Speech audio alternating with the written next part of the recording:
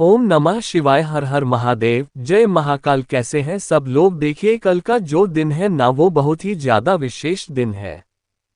कल है शनिवार का दिन और इस बार शनिवार को पड़ रही है चतुर्थी। जो चतुर्थी का दिन होता है पूज्य गुरुजी ने बताया है कि गणेश जी को समर्पित होता है, जो कि बल बुद्धि विद्या के दाता है और साथ ही साथ उन्हें लेकिन हर्ता भी कहा जाता है। अगर आपके घर में एक के बाद एक परेशानी खड़ी हो जाती है, परेशानियां खत्म होने का नाम ही नहीं ले रही है, कोई ना कोई समस्या हमेशा लगातार बनी हुई है ना, और साथ ही साथ आपके परिवार में अगर बल बुद्धि विद्या धन की बहुत ज्यादा कमी है, आपकी कोई कामना है जो काफी समय से पूरी नहीं हो रही है, उपाय कर करके थक चुके हो, रोग खत्म नहीं हो रहे हैं, या फिर वो व्यक्ति जिन्हें अपना खुद के घर का मकान चाहिए ना, तो एक छोटा सा उपाय कीजिएगा।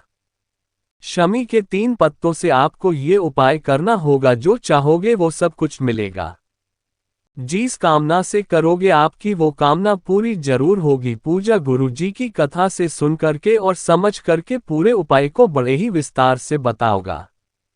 परंतु उससे पहले आप सबसे छोटी सी प्रार्थना की, जो लोग पहली बार आए हैं चैनल को सब्सक्राइब जरूर कीजिएगा और वीडियो को लाइक करके देवाधिदेव महादेव जी का कोई भी प्यारा नाम कमेंट बॉक्स में लिखना मत भूलिएगा।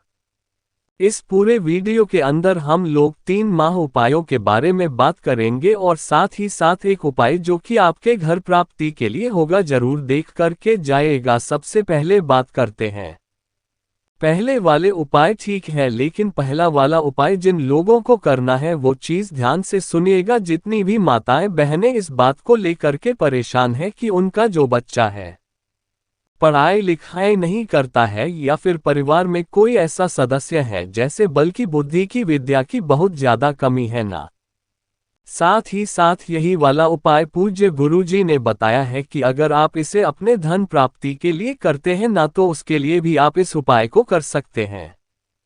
इसमें आएंगे आपकी शमी के 3 पत्तों वाला उपाय। तो ये और पूज्य गुरुजी ने कहा है कि एक शमी का जो पत्ता होता है ना, वो 14 करोड़ सोने की मुद्राओं के बराबर होता है।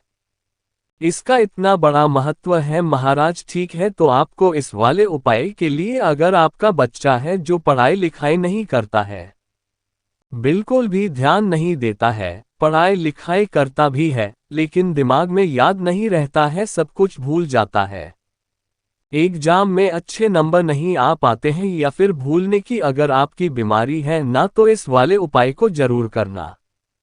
साथ ही साथ धन की कामना के लिए भी आप इस उपाय को कर सकते हैं। देखिए सबसे पहले क्या करना होगा, आपको इस तरीके से 3 शमी के पत्ते लेने हैं। ठीक है, सुंदर सुंदर से 3 शमी के पत्ते लेना, जो खंडित ना हो। ध्यान रखना ये जो गोले में बनाया है ये एक शमी का पत्ता होता है। इसी के साथ में आपको लेना होगा 1 लोटा शुद्ध जल अपने घर का। ठीक है ना, किस कलश में से जल लोगे, जिस कलश में से आप सभी लोग जल ग्रहण करते हैं कलश में से ले लेना। ठीक है, और साथ ही साथ पूज्य गुरुजी ने ये भी बताया है कि जो शमी के पौधे का महत्व होता है ना, जितनी भी माताएं बहनें हैं एक काम जरूर करना, अपने घर में शमी का पौधा आप जरूर लगाना चाहिए। छोटे से गमले में जरूर लगा लेना और इसके नीचे शाम के समय प्रदोष काल में गाय के घी का गोल बाती का दीपक जरूर लगाना। पूज्य गुरुजी ने इसका प्रमाण ये बताया है कि जिस घर में शाम के समय शमी के पेड़ के नीचे या पौधे के नीचे एक घी का दीपक, जो स्त्री जो नारी अगर घर में दीपक लगा देती है ना, उस घर में सदैव शिव निवास करते हैं। उस घर पर कभी किसी तरीके की कोई समस्या नहीं आ सकती है। ठीक है, तो ये तो मैंने अपनी तरफ से गुरुजी की तरफ से आपसे गुजारिश कर ली गई। उपाय को आप ध्यान से सुनिएगा। 3 शमी के पत्ते और 1 लोटा शुद्ध जल लेकर के पहुंच जाना महादेव जी के मंदिर शिवलिंग के पास। चतुर्थी के दिन ये चीज ध्यान रखना, और किसी भी दिन इस उपाय को नहीं किया जाता है। उत्तर दिशा नॉर्थ डायरेक्शन की तरफ मुंह करके खड़े हो जाना। अब आपको जो भी पूजा अर्चना करनी है ना, वो आप पहले कर सकते हैं, क्योंकि उपाय आपको बाद में करना है। ठीक है, जो पूजा अर्चना करनी है, जो चढ़ाना है चढ़ा देना। ठीक है, अब ध्यान से सुनिएगा उपाय कैसे करना है। आपके पास में जो 3 शमी के पत्ते हैं ना, उन 3 शमी के पत्ते को चढ़ाने का क्रम ध्यान दीजिएगा। जो पहला वाला पत्ता है आपको उठाना है ना, और उस बच्चे का या उस व्यक्ति का नाम और गोत्र बोल देना है जिसे विद्या धन की जरूरत है। ठीक है ना, तो जिसे बल बुद्धि विद्या की जरूरत है ना, उससे ले करके और आपको कहाँ पर समर्पित करना है? जलाधारी पर समर्पित करना है, ये चीज ध्यान रखना। ठीक है, और सेम वही काम ना करके आपको जो दूसरा शमी का पत्ता है वो आपको गणेश जी के स्थान पर जो शिवलिंग का राइट हैंड साइड का हिस्सा होता है, गणेश जी का स्थान पर इनके चरणों तो मैं आपको समर्पित करना है। ध्यान रखना जो रहेंगी ना वो इस तरफ में रहेगा, और जो तीसरा शमी का पत्ता है वो आप अपने दाहिने हाथ में लेकर के अपना नाम और गोत्र बोल करके धन की कामना करके, एक मेरा बिजनेस अच्छा ही चल रहा है, नौकरी में तरक्की नहीं हो रही है, धन नहीं आ रहा है, ऐसी कामना करके इस तीसरे शमी के पत्ते को आपको शिवलिंग पर समर्पित करना होगा।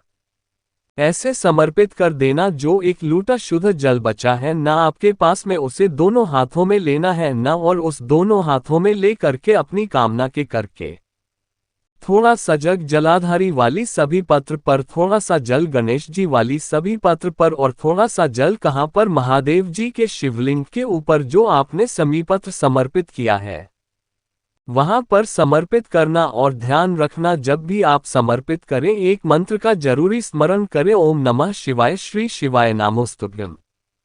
पंचाक्षरी मंत्र शिवाक्षी मंत्र का स्मरण करते हुए ये तीन शमी के पत्तों का जो प्रमाण है ना महाराज, ये तीनों शमी के पत्तों का प्रमाण आपको विष्णु पुराण, शिव महापुराण, लिंग पुराण और साथ ही साथ अग्नि पुराण में देखने के लिए मिलता है। आप जिस कामना से इस उपाय को करेंगे ना वही कामना आपकी पूरी जरूर होगी। पूज्य गुरुजी का बहुत अद्भुत हो रहा है। उपाय है जरूर कीजिएगा, बस आपको एक 3 जगह पर एक एक शमी का पत्र और इस तरीके से ही करना है और एक लोटा जल समर्पित करना है। बात करते हैं दूसरे वाले उपाय की। देखिए दूसरा वाला उपाय किन लोगों को करना है कि अगर आपके घर से परेशानियां खत्म होने का नाम ही नहीं ले रही है, एक के बाद एक परेशानी आ करके खड़ी हो जाती है, बहुत कष्ट में बहुत दुख में जीवन बीत रहा है, कुछ नहीं हो रहा है ना आपसे, तो एक छोटा सा उपाय कीजिएगा। आपको लेनी होंगी 7 ध्रुवा, 7 दुआ चाहिए और उन्हीं में से एक दुर्वा से आपको क्या कर देना है, उसका गट्ठर बनाने रहा है। लेकिन ध्रुवा को कभी भी मोली या धागे से नहीं बांधा जाता है, दूर्वा को सिर्फ ध्रुवा से ही बांधा जाता है। जो आप एक्स्ट्रा एक तो वाले लेना, उससे बांध देना, बांध दिया।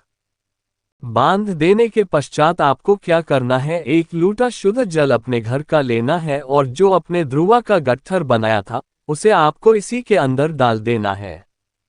काफी सारे लोग कंफ्यूज इसमें रहेंगे, भैया 7 ध्रुवा के अलावा 8वीं दुर्वासा गट्ठर बनाना है, ये 7 में से ही एक दुर्वा का गट्ठर बना ले तो आप 7 में से किसी भी एक दुर्वा का गट्ठर बना लें।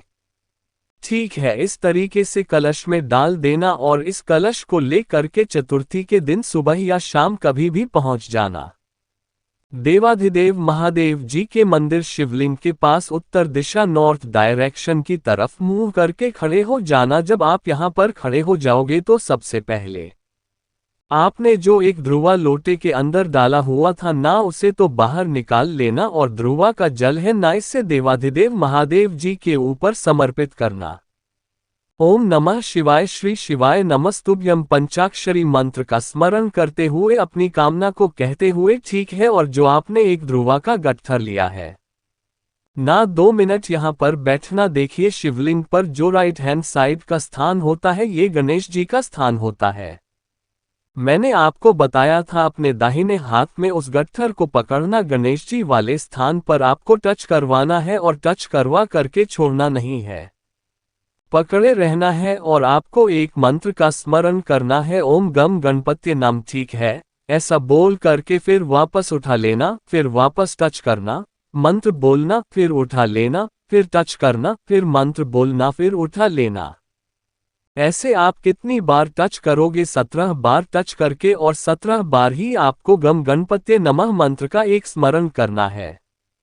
ठीक है, जब 17वीं बार बोल दोगे तो दुर्वा के गट्ठर को उठाकर के शिवलिंग पर समर्पित कर देना। अपना नाम और गोत्र बोल करके जो भी आपकी परेशानियां हैं, संबंधित जो भी चीजें हैं ना, अपने विघ्नों को दूर करने के लिए गणेश जी से महादेव जी से कामना करके वापस घर की तरफ चले आना। ये वाला उपाय महाराज सिर्फ और सिर्फ चतुर्थी के दिन किया जाता है।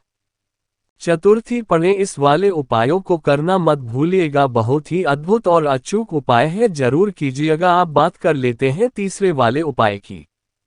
अगर आपके घर में किसी व्यक्ति को बहुत ज्यादा रोग बीमारी कस रहता है, बार बार बीमार पड़ता रहता है ना, तो उस वाले व्यक्ति के लिए आपको ये उपाय जरूर करना है। यकीन मानिए मैं ये वाला उपाय करता हूँ ताकि मेरे शरीर में किसी भी तरीके का कोई रोग प्रवेश न कर। आपको क्या करना है, थोड़ी सी दुर्वा लेनी है। दुर्वा को लेने का क्रम या तो 1 लीजिए, 3 लीजिए, 5 लीजिए, 7 लीजिए।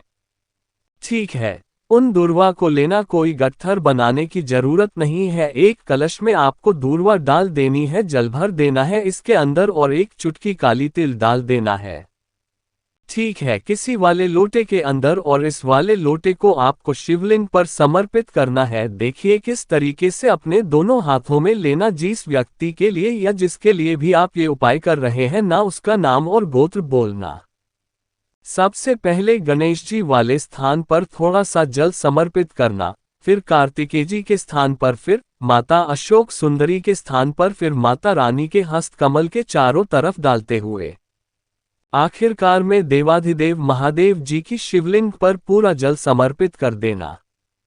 जो भी जल बहता रहता जलाधारी से नीचे की तरफ आकर के गिरेगा, उसे आपको अपने उसी वाले पत्र में एकत्रित करना है। ध्यान रखना, जब भी आप जल समर्पित करें, किसी न किसी मंत्र का, महादेव जी का जो मंत्र आपको आता है, उस मंत्र का स्मरण करते रहे और घर जा करके इस वाले जल का आचमन उस व्यक्ति को करा देना जो बीमार है। अगर आप चाहते हैं आपके शरीर में कोई बड़ी बीमारी प्रवेश ना करे, तो आप डेली इस वाले जल का सेवन करते रहिएगा। दिखेगा आपके शरीर में कभी कोई बड़ी बीमारी प्रवेश नहीं करेगी। पूज्य गुरुजी का बहुत अद्भुत और अचूक उपाय है, जरूर कीजिएगा। पूज्य गुरुजी ने जैसा कथाओं में बताया वैसा शानदार आशा में आपको बताने का संपूर्ण प्रयास किया। वीडियो पसंद आया हो तो लाइक जरूर करना, साथ ही साथ चैनल को सब्सक्राइब जरूर कीजिएगा। ओम नमः शिवाय, जय महाकाल।